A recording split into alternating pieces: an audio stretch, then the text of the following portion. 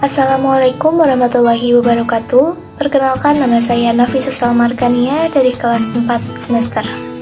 Hari ini saya akan mempresentasikan PowerPoint saya mengenai jika saya menjadi Duta Besar Indonesia di Malaysia. PowerPoint ini guna untuk menyelesaikan tugas saya dalam mata pembelajaran PPKN. Mari kita mulai. Malaysia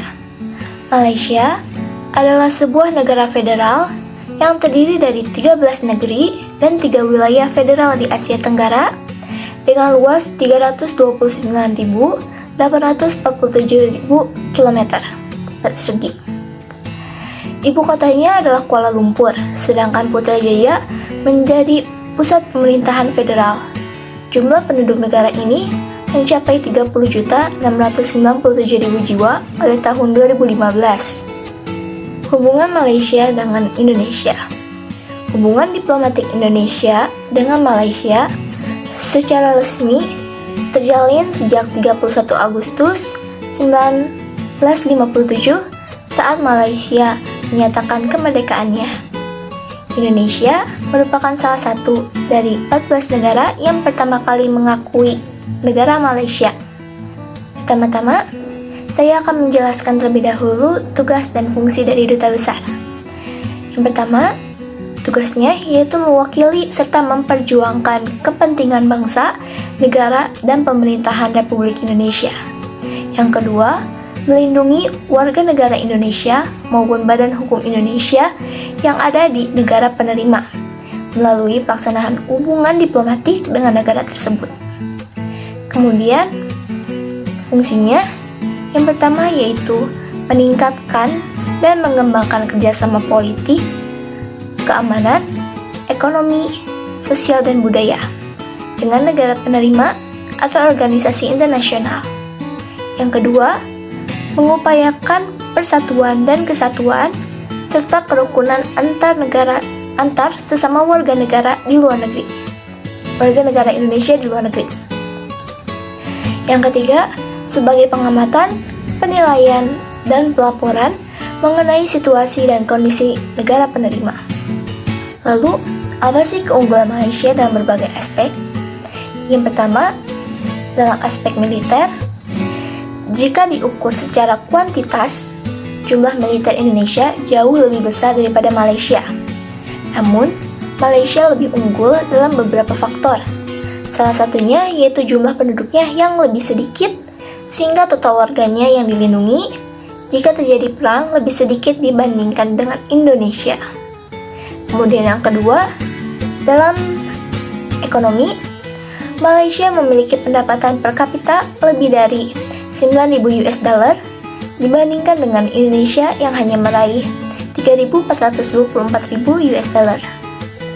Malaysia juga pernah menerima penghargaan sebagai negara dengan tingkat penduduk suka bekerja tertinggi di dunia oleh sebuah lembaga survei. Kemudian dalam bidang pendidikan, yang pertama yaitu Malaysia memiliki berbagai jenis kualifikasi yang diakui secara internasional. Lalu, bahasa Inggris sebagai salah satu bahasa pengantar utama sehingga dapat meningkatkan kemampuan berbahasa Inggris. Yang ketiga yaitu kualitas pendidikan yang dijamin oleh lembaga legislasi. Yang keempat, biaya hidup dan kuliah yang sangat terjangkau. Biaya hidup rata-rata mahasiswa internasional di Malaysia sekitar Rp12.000 per tahun. Tetapi masih bisa menikmati kecanggihan dan kelengkapan fasilitas dari sebuah kota metropolitan. Dan yang terakhir yaitu visa pelajar yang mengizinkan kerja paruh waktu bagi mahasiswa internasional.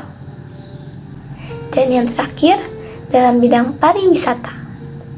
Yang pertama, untuk pariwisata, Malaysia memiliki Petronas Twin Tower yang terletak di Kuala Lumpur. Menara kembar Petronas ini merupakan landmark dari Kuala Lumpur, ibu kota Malaysia. Petronas juga tercatat sebagai salah satu menara tertinggi di dunia pada tahun 1998 hingga 2004. Daya tarik dari menara kembar Petronas ini yaitu adalah jembatan yang menghubungkan kedua menara ini. pada jam tertentu, Anda bisa naik dan berkunjung ke jembatan tersebut untuk melihat pemandangan negara Malaysia. Kemudian, ada Batu Caves yang terletak di Selangor, dan ada Langkawi Sky Bridge, Langkawi. Langkawi ini merupakan suspensi berkelok yang membentang panjang, merupakan jembatan. Keindahan Pulau Langkawi dengan hutan tropisnya akan tersaji dengan mempesona. Jadi kita bisa melihat keindahan pesona dari Pulau Langkawi dari atas jembatan ini. Lalu, bentuk kerjasama Malaysia dengan Indonesia. Di antaranya yaitu ada dalam bidang pendidikan, Indonesia dan Malaysia menjalin hubungan dengan mengadakan pertukaran pelajar setiap tahunnya. Lalu yang kedua ada dalam bidang ekonomi. Banyaknya investor-investor dari Malaysia yang berinvestasi di Indonesia sehingga membantu Indonesia dalam mengentaskan pengangguran yang terjadi di dalam negeri. Kemudian, jika saya menjadi duta besar Indonesia di Malaysia, apa yang akan saya lakukan? Dalam bidang pendidikan, saya akan meningkatkan pengadaan pertukaran pelajar setiap tahunnya antara Indonesia dan Malaysia, sehingga para pelajar dapat pengalaman lebih dan hasil pembelajaran tersebut dalam aspek positifnya dapat diterapkan dalam negara Indonesia. Serta dengan diadakan hubungan ini juga dapat mempererat hubungan antara kedua negara. Yang kedua, dalam bidang ekonomi, saya akan berinvestasi dalam membantu pemerintah Indonesia dalam mengentaskan pengangguran, yaitu dengan cara menanam saham dalam bidang kelapa sawit, karena bidang ini memiliki keuntungan yang sangat besar. Diharapkan dengan cara ini dapat memperkuat pasar dan dapat meningkatkan kapasitas perdagangan serta menambah investasi pemasukan negara. Kemudian, untuk dalam bidang pariwisata, saya akan berusaha untuk memperkenalkan keunggulan serta keunikan yang dimiliki oleh negara Indonesia, sehingga dapat dikenal oleh dunia.